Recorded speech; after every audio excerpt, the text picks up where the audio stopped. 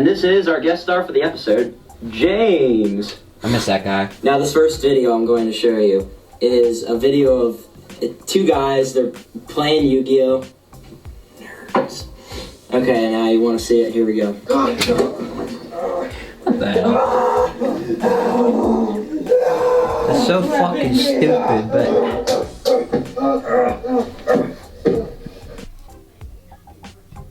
Did you guys see that shit? If you didn't know, that was my old YouTube channel called the ECB Productions.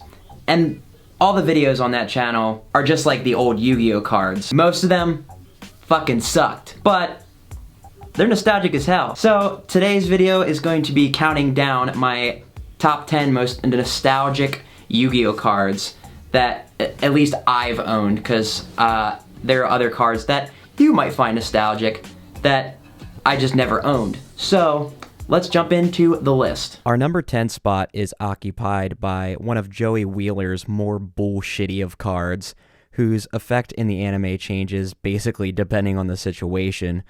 That card is Time Wizard. Yup, a generally shitty gamble card that can possibly get you out of a sticky situation or just make things way worse. Even though it's terrible, I still remember it fondly from both the anime and from owning it. I don't even remember playing it against my brother when we first got the card, probably because even then I still thought the downside wasn't worth it. He's creepy. He's crazy. He's flippy floppy. He's a pretty terrible monster, I'm not gonna lie. Now, Trap Master is not usually what comes to mind when the average Yu-Gi-Oh fan thinks of old school flip effect monsters. That distinction usually goes to cards like Maneater Bug or one of the Jar monsters. But in my eyes, our number 9 on the list stood out just from his design alone. I mean, look at the crazy shit he's got going under that cloak. Fucking Torture Master, am I right? Have you ever noticed how old school ritual monsters had levels way too high for the stats that they had? Most, if not all of them, also had no effect to justify this high level, so why the fuck was that even a thing? Also, they all seem to have a weird attack and defense spread, like multiples of 50 instead of 100. The one that first caught my attention was Performance of Sword, which is number 8 on the list, due to it being one of the first ritual monsters to ever be released, and that it was a level 6 with level 4 stats.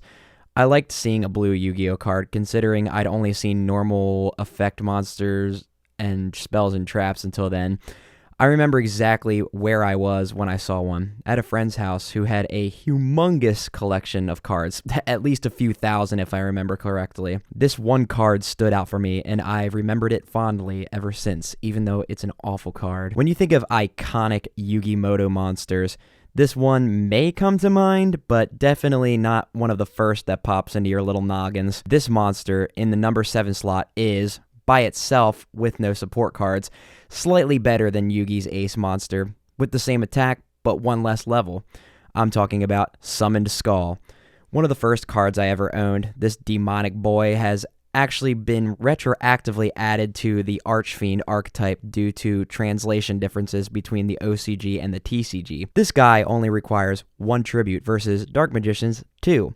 Of course, Dark Magician has more support nowadays, but back in the day, Summoned Skull was a force to be reckoned with for only 1 sacrifice. This next monster is pretty much Joey Wheeler's ace monster ever since he won it from Rex Raptor, who for some reason was playing it in a dinosaur deck, even though this is dragon type. Number 6 is Red Eyes Black Dragon. Objectively worse than Yugi's ace monster, Red Eyes does have a lot of support nowadays and has recently seen a ton of play, only due to it being required to summon Red Eyes Dark Dragoon, a super powerful fusion boss monster that just came out not long ago. I still love seeing its various artworks, but I love the original the best. Of all the cards on this list, besides maybe Performance of Sword, this one is a bit obscure because it was used by the main villain of Season 1 of Duel Monsters, Pegasus, but it wasn't very notable in any of the duels that he had. Number 5 is Illusionist Faceless Mage. I don't know what drew me in about this monster. It might be the creepiness of it, having no face and 2 mannequin heads on its shoulders, combined with the mystic aspect of it. It's pretty damn weak for a level 5 monster as well, with only 1200 attack, but back in the day, I thought that its high defense of 2200 actually mattered. I'll always remember this monster's non-face as long as I live. I always thought the number 4 monster on the list was one of the most badass cards in the game and was super powerful against dragon decks. Yup, I'm talking about Buster Blader. This guy had dragon slaying powers to rival the Dovahkiin, and I loved everything about it, from its design to how strong it could get to its fusion with Dark Magician. I just have fond memories of this card. Until about a couple years ago, I had a copy of the number 3 card on this list from my first ever Yu-Gi-Oh starter deck, until eventually I just lost it. It was a copy of Blue Eyes White Dragon, probably as iconic, if not more iconic, than Dark Magician.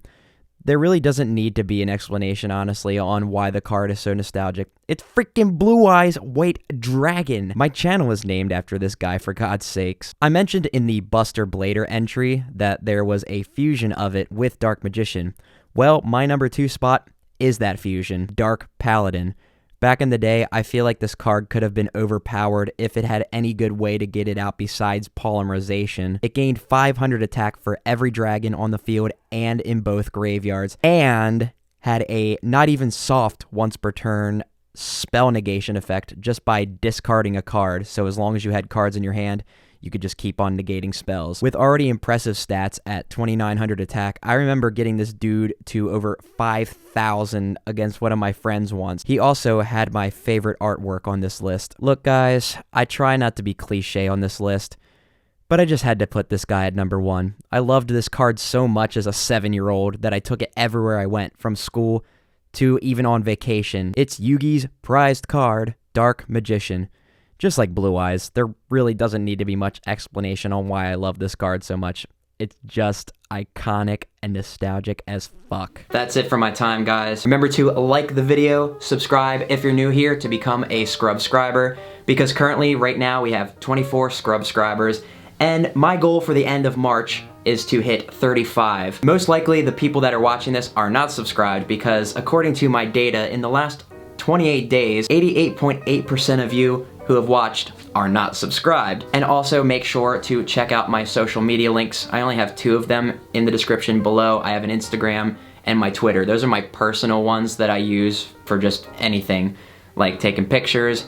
If you want to see one of the pictures that I took last time we filmed, I'll pop it up right here. It's just me kind of like editing a video, you know? And I don't really interact with any of you Scrubscribers in that way, only in the comments down below. Which also, I might add, make sure to comment below your favorite, most nostalgic Yu-Gi-Oh cards from back in the day, even if they suck ass. And yeah, I will see you guys next week.